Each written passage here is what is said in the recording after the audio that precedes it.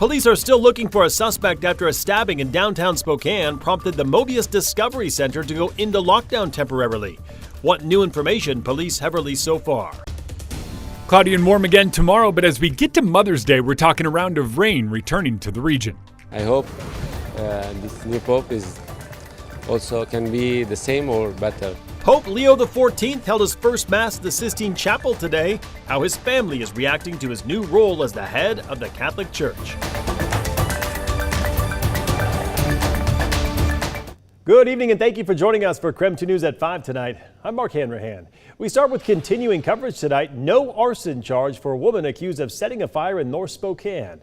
KREM 2's Shannon Mowdy explains why she now faces a lesser charge. People living on this stretch of East North Avenue have their work cut out. Neighbors are now beginning to clean up after Wednesday's fire, which police now say was arson. It destroyed fences, sheds, even this entire garage with a new car inside. Security video caught what police say is Jesse Green setting the fire. You can just make out someone bending out the open door of a car. We've sped it up here, but smoke and flames erupt seconds after that car leaves. So there was a piece of plastic that was burnt and thrown out of the vehicle. And Green was arrested Thursday. Spokane police used flock camera data to track down her car. She was originally charged with arson, but her attorney argued by law that requires damage to a home. It doesn't actually indicate that there is any damage to the roof. It just said embers fell. An affidavit shows Green told police she was using a torch to burn fringe off her pants and didn't mean to start the fire. The judge ruled there wasn't enough evidence to prove arson, which requires the fire be set intentionally. On these sparse facts, I'm really struggling with the mens rea component of arson 1 or arson 2. It appears more consistent with recklessness. Green now faces first-degree reckless burning, a Class C felony. She's being held on $5,000 bond. Meanwhile, cleanup continues as neighbors haul out charred pieces and possessions by the truckload. Now, homeowners here tell me they are still waiting on quotes on how much it could cost to repair and replace what was damaged, but they believe that number could run into the hundreds of thousands of dollars. Shannon Mowdy, KREM 2 News. Right now, police are actively searching for a stabbing suspect in downtown Spokane. KREM 2's Connor McAvoy has been out there for the last several hours since we first heard about it. He's joining us live with what we know so far. Connor? Well, I'm standing outside of Mobius Discovery Center here on North Post Street. This is where Spokane police officers say they're investigating a stabbing involving one victim and one suspect. Now, when it came to this, we first heard of the incident just at around 11:30 this morning. Officers blocked off a part of the front of Mobius with crime scene tape, and signs were displayed saying they were closed as more officers arrived on scene. Parents who were attending Mobius when the police arrived say they were on lockdown for a short period of time earlier today. Anyone who wanted to leave during that time when police were here had to be supervised by staff. The museum allowed people back inside just shortly after 12 this afternoon. This all unfolded as I was live on KREM 2 News at noon. Right now, officers say they're still looking for one victim and one suspect in this stabbing. Behind that police tape, they collected a jacket as evidence. We've reached out to the Spokane Police Department for more details, but have not heard back yet. We've also reached out to different organizations here in downtown Spokane, including the Downtown Spokane Partnership and the Parks and Recreation Department, but have not heard any comment. Connor McAvoy, KREM 2 News. All right, Connor, thank you very much. Meantime, in Moses Lake tonight, a man is behind bars after police say they seized hundreds of fentanyl pills and other drugs from a car. Yesterday, Moses Lake police arrived at the Walmart for a report of a theft in progress. While the suspect was still in the store, police found his car in the parking lot and say they noticed evidence of drugs when executing a search warrant. Police found a handgun, more than 1 pound of meth, 1.6 ounces of fentanyl, and 200 fentanyl pills. The suspect has since been booked into the Grant County Jail. All right, let's talk weather with Chief Meteorologist Jeremy Legoo. He is standing outside in the Outdoor Weather Center. Jeremy, we have made it to Friday and a pretty great day all around today. Oh, it's a beautiful day out here. Seriously, check this out, Mark. We are in the 70s, 74 degrees is where we currently sit. And with a dew point of 32, you might go, all right, that's a decent day. Seriously though, it almost feels slightly muggy out here. I know everybody from a southern state right now is going, are you kidding me? It's not muggy, it's just we have more atmospheric moisture than we have in a while. We have temperatures in the 70s pretty widespread, up near 80 out in central Washington, near 80 in Pullman, 86 down in Lewiston.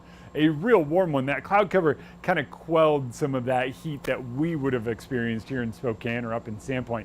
But check it out, we are still about 10 degrees warmer than where we were this time yesterday.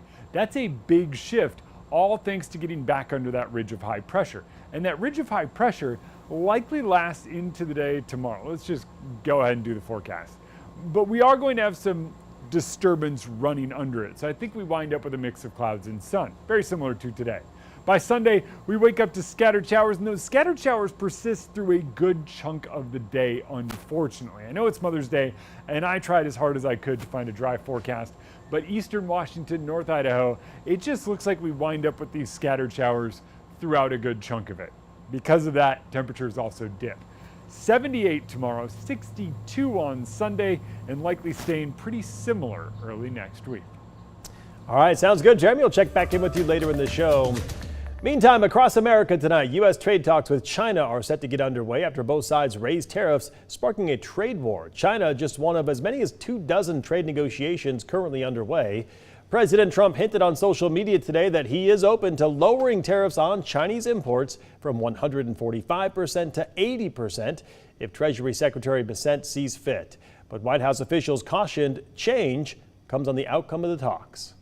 He is not going to unilaterally bring down tariffs on China. We need to see concessions from them as well. And again, that's part of the reason that Secretary Bessent is going to talk to his Chinese counterparts this weekend. The United Kingdom was the first to secure a deal with the president, announcing the agreement in the Oval Office yesterday.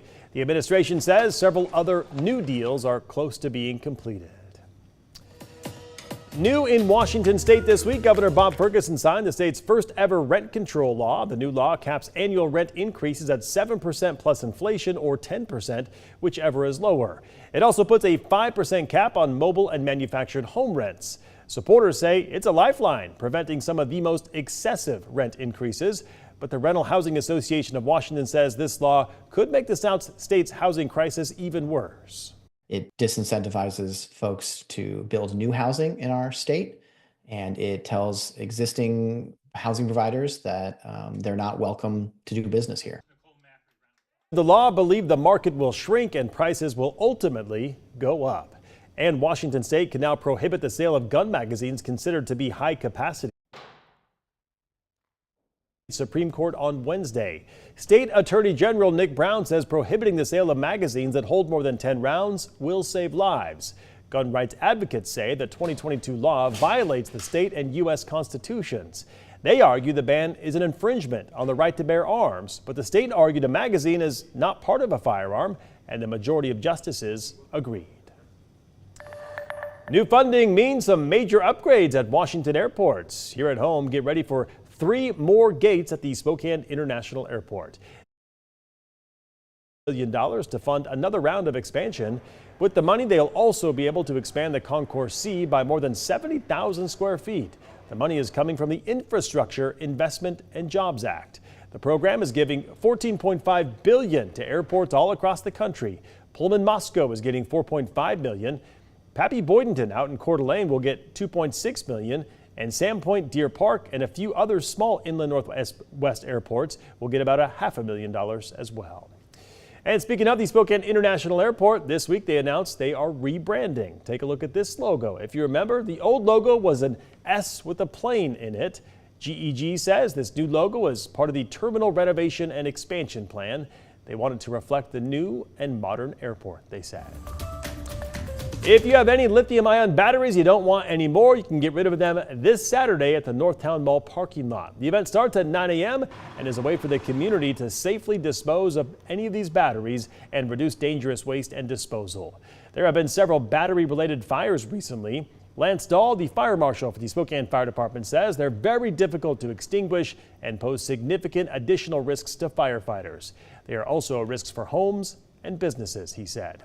On your screen are some safety measures provided by the International Association of Firefighters. They say to buy certified battery devices and store them in a safe place at a comfortable temperature.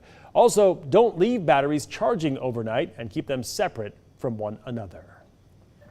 All right, we are just getting started here on KREM 2 News at 5 tonight. Coming up, Pope Leo XIV leads his first Mass as the pontiff. One Washington woman reflects on meeting the Pope face to face. And a bit later, we have some updates on things you can do around town with Mom this weekend. Find out what the weather will look like on Sunday, coming up in 10 minutes.